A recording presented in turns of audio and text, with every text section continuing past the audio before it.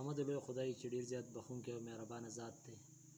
د مختلف معلوماتي او تاریخي ویډیوګانو دپاره زموږ د یوټیوب چینل سبسکرایب کړئ. نظم دی: زه پښتون یم، افغان یم، هم ستایلی دې جهان یم، په نړۍ کې ښایسته یم لکه ستوری ځلېنده یم. زه غورغوشت یم، زه بیټن یم، زه کرلاڼی، زه سړبن یم. زه اواز د میر کروړ یم، زه شهباز د خوشحال خان یم، زه کاروان د پیر روښان یم، زه بچی د باچا خان یم. خپل کتابه ځان له لوله، ماله خپل یو تاریخ راوړه. ته منکر مې د تاریخ او ته منکر مې د کلتوره. ستا کتاب داسې لیکلي هر مغول پکې اتل دی.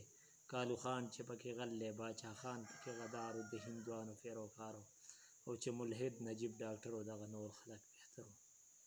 نه ما خپل تاریخ لوستلی، ما خپل تاریخ یاد کړی. کالو خان که ګجو خان و، شیخ میدلي که باکو خان و، که حاجي د ترنګزو و، خان شهید د اچکزو و، د جابر سره په جنګ و، د خپل قام ملت په ننګ و، د جندلو مرا خان و، که سرتور سعدالله خان و، که غازي فقیر ایپي و، که غازي و عجب خان و.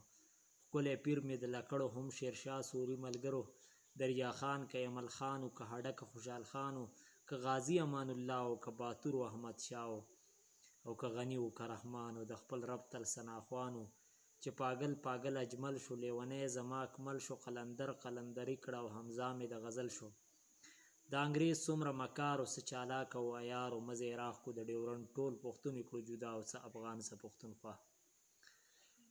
اباسین که تا تره ده هم که لار خیبر دره ده، اباسین که تا تره ده هم که لار خیبر دره ده، دا که سوات وزیرستانه که کابل که نورستانه، یوه ژبه یو کلتور دی، نن مقام په وینو سور دی، نن ټپکه ازادي ده، نن ټپکه ازادي ده، دا ملاله میوندي ده، یا په وینو سور ملنګ دی، یا سیدو بابا په جنګ دی.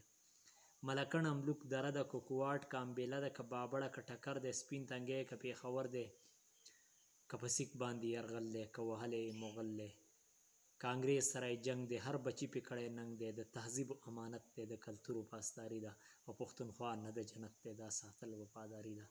زه عادل په قام مین یم، یم مین په اتلانو، د وطن په بام مین یم، یم مین په سرو ګلانو. والسلام.